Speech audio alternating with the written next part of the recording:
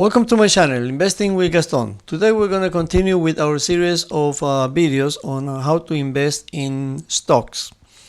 And on the last video, I asked you to do a list of somewhere between 50 and 100 stocks and create that list. So we're going to be using it on this video, and I'm going to explain you what to do with that list. The idea is to have 50 to 100 names that you are familiar with, that you recognize the names, that they are, either you buy from them, you use them, you work for them, or something that is familiar to you. Okay, also we're going to be talking about, I'm going to be showing you 3 key points as to where to look for specific data in order to get or to pick the best stocks possible. Right? So from your list, you're going to be discarding some because it's not going to get the data needed or the requirements, the basic requirement needed. And then you're going to write down or, mark those good ones that actually they do comply with all the, requirements that I'm going to show you. Something else that I need to explain is also that when you invest in the long term, you are going to be looking at the fundamental analysis. Okay, fundamental analysis is basically all the financial information about a company. So that's what we're going to be looking, but I'm going to be showing you just 3 key points to start. So not to get you bored, because finances are really bored, and I need to go step by step with you on that case. On the other side, also we have the day traders or the swing traders that normally look at the different data, which they look at the technical analysis. Technical analysis is basically the charts and how the price range of the stock is doing. But we're not going to work on that now. That's going to be far future for us. And we're going to concentrate on fundamental analysis, which is the financial information from the company. Okay, so saying that, the first step that we're going to be doing right now is we're going to go to that spreadsheet, and after the spreadsheet to the 3 key points. My spreadsheet, as I told you, and on this spreadsheet I put on the first column the name as I know the company. Okay, the name as the common name for the company. And you can see I have myself almost 200 names on the list. Okay, on the next column we're using the symbol. This symbol is the one that every the brokerage companies will use. When you buy stock, when you sell stock, you're going to buy or sell it by the symbol. And normally when you see in your list of stocks that you have purchased, they're going to show you the symbol, not the name of the company. Okay, so it's very important to do that, and very important to learn, what company, what symbol they have. I mean, learn the symbols for the companies, so you know exactly what, when you're looking at something, what are you looking for.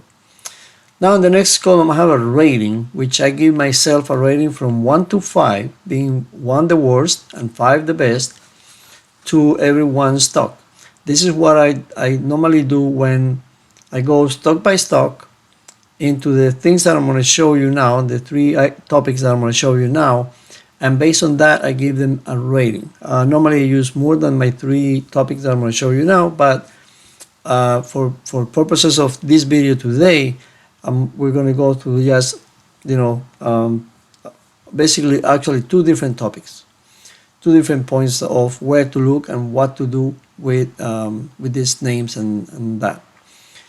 So in the next column I have, oh, by the way, if you see that I give ratings, I don't write the 1s and 2 because they're really bad and they're not going to make it anywhere in the list basically for this time. I write some 3s and 4s because they might make it in the future. They may have some low probabilities for the future, not now, but I check them out that way. So next time I look at them, I see what I have previously, and I have a better idea of how that stock is kind of doing. And of course the fives, which are the ones from there, I'm going to select my best stocks.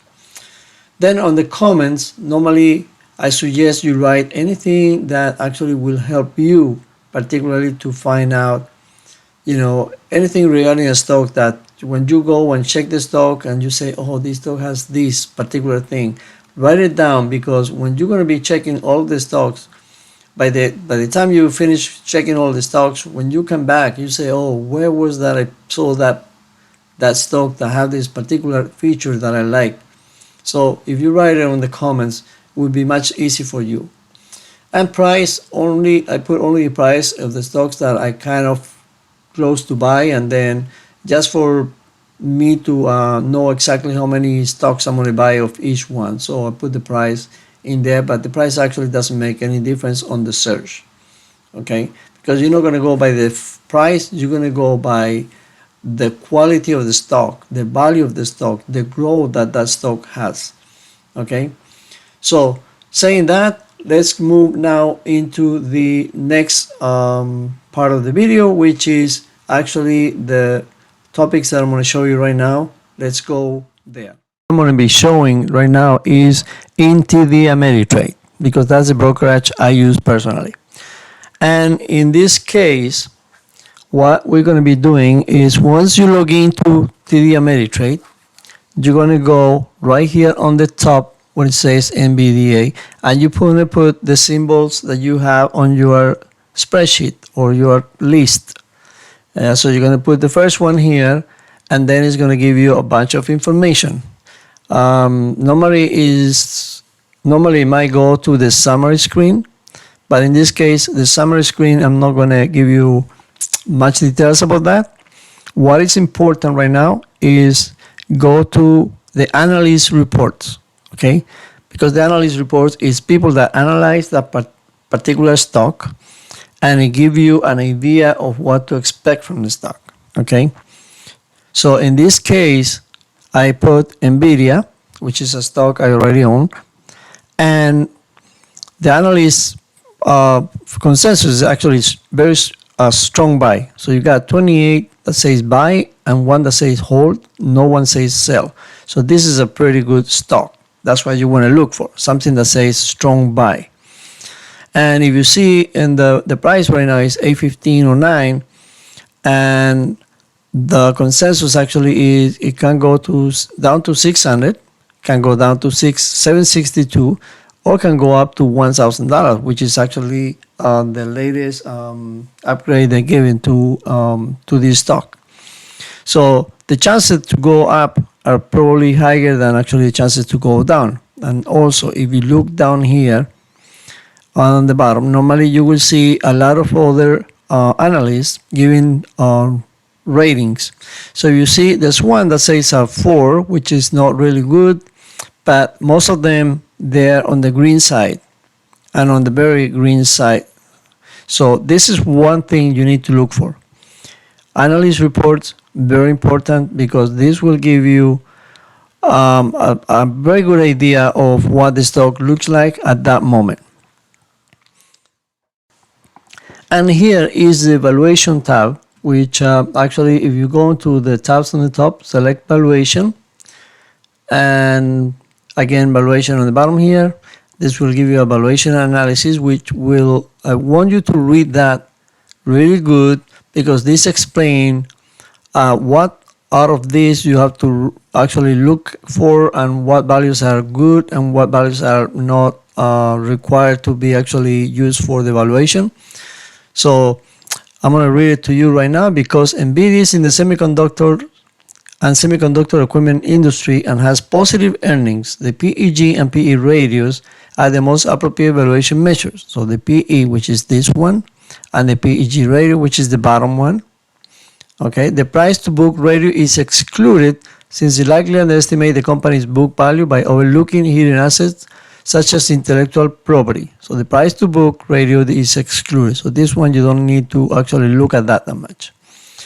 And the price to sales ratio is not as meaningful as the PE or PEG ratio due to the company's positive earnings. So the price to book is not actually the price to sell, sorry, is not meaningful. Okay, so this is what you look. Now the key in here is the following: the price earnings and the PEG ratio. And it doesn't matter what you read in here, normally those two are going to be the value ones.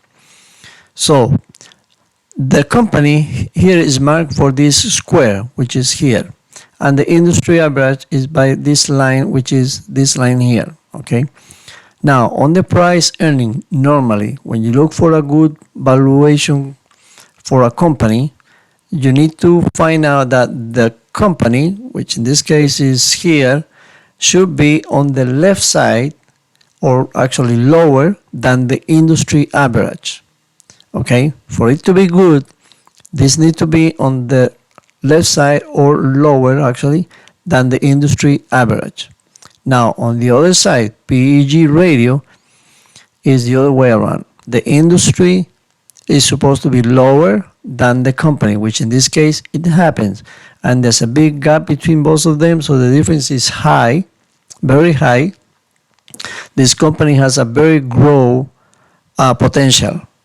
Okay, that's what actually it means. The growth potential for this company is huge. So it's right now, I will personally, to me, this is a 5 on my list. Okay, so remember, analyst report, very important to see that, you know, you got a buy or a strong buy, recommended strong buy.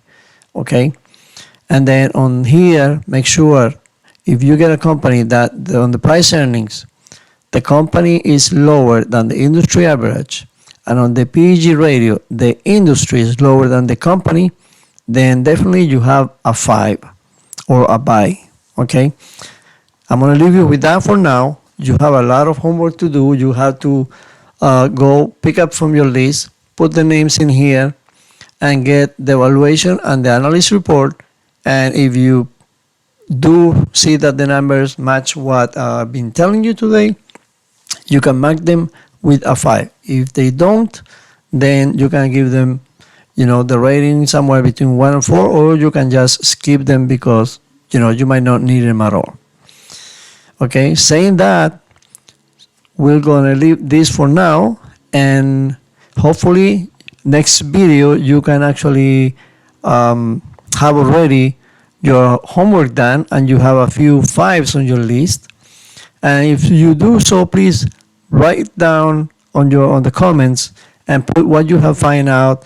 I want to know your results. I want to know how you do it, if it was easy for you, if it was hard for you. Now also, if you don't have your brokerage account open with TD Ameritrade and you have it open with other companies, search for the same values. They should have it somewhere. They might look a little bit different, but at the end, it's the same results should be showing up. Okay. And if you don't have a brokerage account yet, then I would suggest you keep looking at different places like a Morningstar, where you can actually do the same things and give you some information. In here, give you the price earning and the a little bit different. They give you the price book, the PEG ratio. So you have different ways to look for that. You also have Apple Finance, so you can look in there. And I'm going to put a few more web pages so you can actually look at I'm going to put it on below the description, so you can access those pages, learn how to work around those pages, because they may have the same information in different ways, but they should have it in there. I hope you have liked the information that we have given to you today. I hope you're going to be continuing doing your homework. And please, if you have any questions, please put them in your comments, and I'll be glad to answer all the questions, or you can contact me at any time. Also, don't forget to subscribe to my channel. Click the like button, hit the like button as many times as you can, just keep hitting it, and click on the notification bell so we can notify you of new videos coming every week. And with that saying, we'll see you next week.